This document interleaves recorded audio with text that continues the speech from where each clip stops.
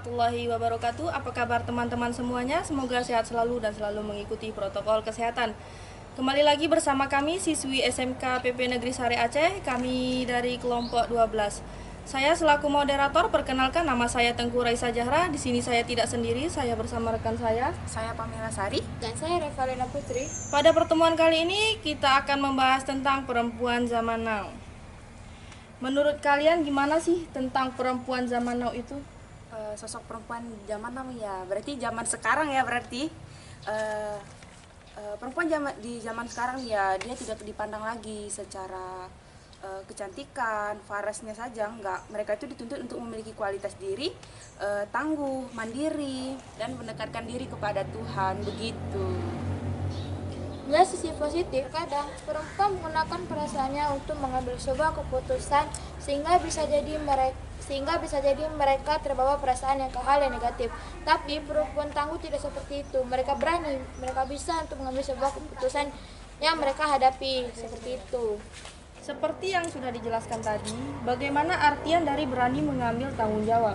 Berani mengambil tanggung jawab ya, masyarakat banyak mengatakan bahwa laki-laki itu lebih dominan dibandingkan perempuan. Hasil perempuan dianggap lemah dan dalam mengambil sebuah keputusan. Berani mengambil tanggung jawab ya, masyarakat banyak mengatakan bahwa laki-laki itu lebih dominan dibandingkan perempuan, tapi tidak begitu. Hasil perempuan dianggap lemah untuk mengambil sebuah keputusan atau tanggung jawab. Enggak. Namun perempuan yang tangguh itu berani, tidak pernah melarikan diri dari masalah sesulit apapun itu. Mereka berani menerima konsekuensinya, gitu. Berarti yang bisa mengambil keputusan bukan cuma laki-laki aja ya, perempuan juga bisa. Perempuan itu sama aja seperti laki-laki, bisa mengambil keputusan, mengambil tanggung jawab. Jadi bukan hanya laki-laki saja yang bisa mengambil keputusan dan tanggung jawab, perempuan juga bisa. Jadi perempuan itu sama rata seperti laki-laki, gitu. Tadi kan sudah dikatakan nih bahwa perempuan dituntut memiliki kualitas diri yang tangguh. Menurut kalian gimana sih perempuan tangguh itu? Perempuan tangguh itu ya, dia itu kuat dalam menghadapi segala permasalahan, baik di rumah, di lingkungan kerja, di dunia kerja, di lingkungan masyarakat, dan di lingkungan keluarga. Perempuan yang selalu mandiri dan tidak selalu lari dari setiap masalah, melainkan bersikap mandiri dan teguh. Sosok perempuan seperti ini membuat perempuan semakin disegani dan membantu perempuan untuk bertahan di tengah kehidupan yang keras.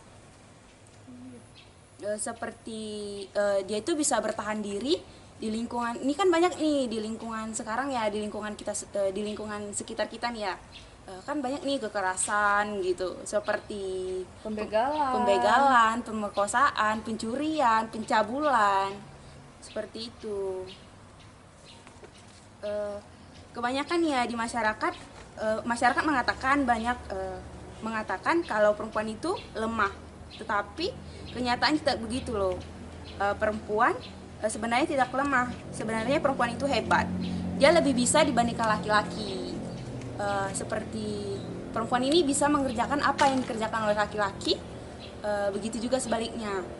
Laki-laki hampir tidak semua pekerjaan perempuan tidak bisa dilakukannya. Seperti nih contohnya, perempuan tuh bisa mengerjakan apa yang dikerjakan laki-laki, seperti mencari nafkah, menjadi kepala keluarga, begitu. Sedangkan laki-laki belum tentu bisa mengerjakan apa yang dikerjakan oleh perempuan, seperti menyusui, mengurus anak, melahirkan, dan mengurus keluarga, begitu. Berarti kita hebat lah ya, nggak cuma laki-laki aja. Iya. Di sini kan kita sebagai perempuan nih, jadi posisi kita itu hampir sama seperti laki-laki. Dia hebat, kita juga hebat. Dan seharusnya kita juga harus bersyukur dong ya. Kita harus karena bersyukur kita diberikan kelebihan. Kita harus bersyukur menjadi wanita, karena kita juga hebat. Bukan laki-laki aja yang hebat, kita juga hebat. Gitu. Kita kan sama-sama perempuan nih, gimana sih caranya menjadi perempuan yang tangguh itu? Nah, cara menjadi perempuan tangguh itu yang bisa kalian lakukan, contohnya nih, yang pertama berani mengambil tanggung jawab, terus melihat sisi positif dari setiap hal, punya pedoman hidup, dan taat kepada Tuhan. Kita kan hidup di era yang serba maju nih. Menurut kalian nih, apakah kecantikan masih menjadi satu-satunya pegangan bagi perempuan? Nah, kecantikan bukan lagi menjadi satu-satunya pegangan yang penting bagi perempuan. Perempuan bukan berarti menjadi sosok yang lemah, lembut, anggun, sederhana, rapi, enak dipandang, dan berwibawa. Berarti jadi perempuan gak harus cantik dong. Nggak gitu juga lah. Kalau kita nggak cantik nih ya, kita tuh nggak dipandang oleh para laki-laki. Jadi gimana ya gitu. Jadi kita tuh harus cantik, harus bisa merawat diri. Gitu.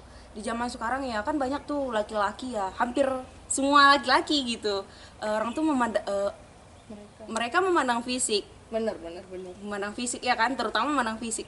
Kalau kita jelek nih ya, kita nggak cantik gitu, kita tuh nggak bisa merawat diri, ya mereka itu malu. Seandainya nih ya kita pergi kondangan gitu, atau jalan-jalan lah gitu kan, kan dia berjumpa tuh dengan teman-temannya gitu, terus ntar ditanya ya kan, itu siapa, kan malu lah dia, sedangkan kita nggak cantik gitu, kita tuh nggak bisa merawat diri, kan malu ya kan gitu. Iya benar, kita sebagai perempuan harus bisa menjaga diri, menjaga penampilan supaya kita dipandang oleh para laki-laki. Nah gitu. Berarti kita harus cantik dong biar dihargai. Iyalah, jadi kan kalau kita nggak cantik itu kan nggak dihargai kan oleh Malu para dia laki-laki dong ya. sekarang gitu. Laki-laki sekarang kan kebanyakan ya gimana ya, memandang fisik semua ya kan. Gitu. Jadi kita harus cantik biar dihargai Iya dong tentu. Sekarang kan kalau kita mau perawatan kan sekarang udah mudah, zaman sekarang itu udah bisa operasi plastik. Sekarang skincare juga udah banyak kan. Iya. Skincare gitu.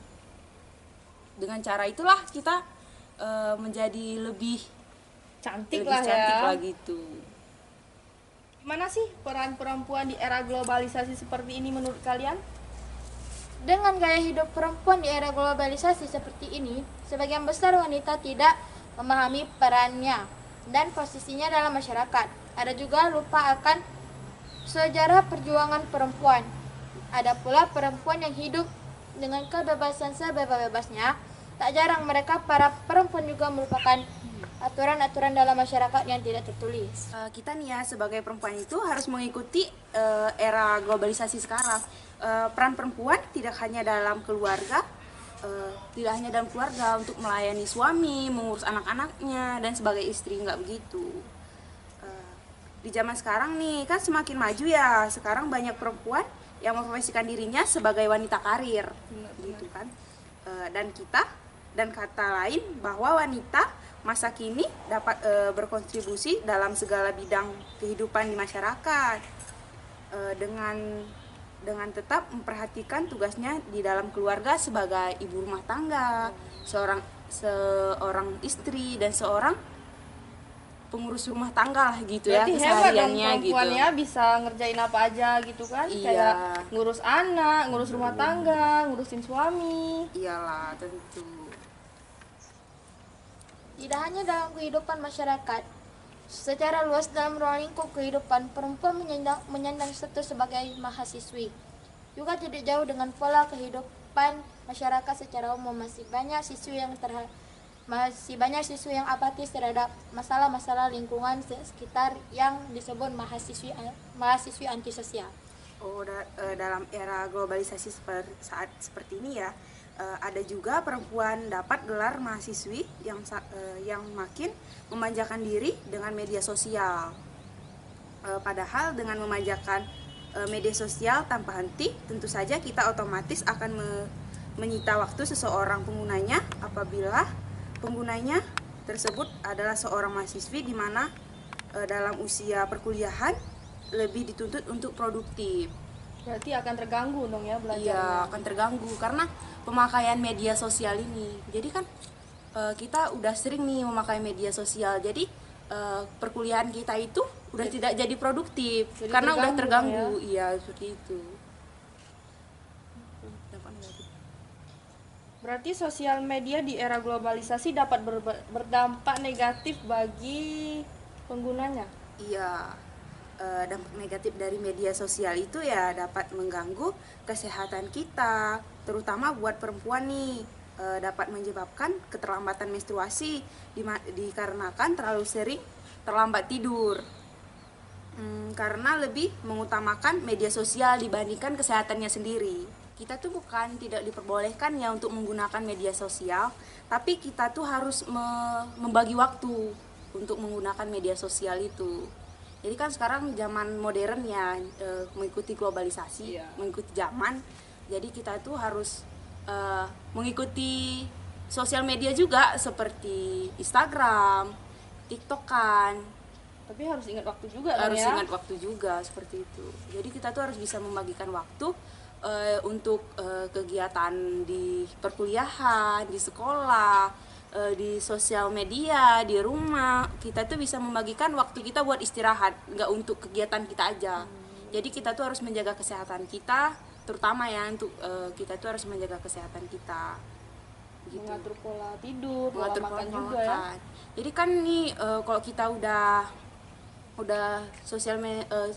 media sosial nih, kan kita tuh udah lupa waktu ya. Apalagi Udah lupa zaman waktu. sekarang kan, apalagi Iya. remaja-remaja suka scroll TikTok 24 Iya. jam kan sampai lupa tidur.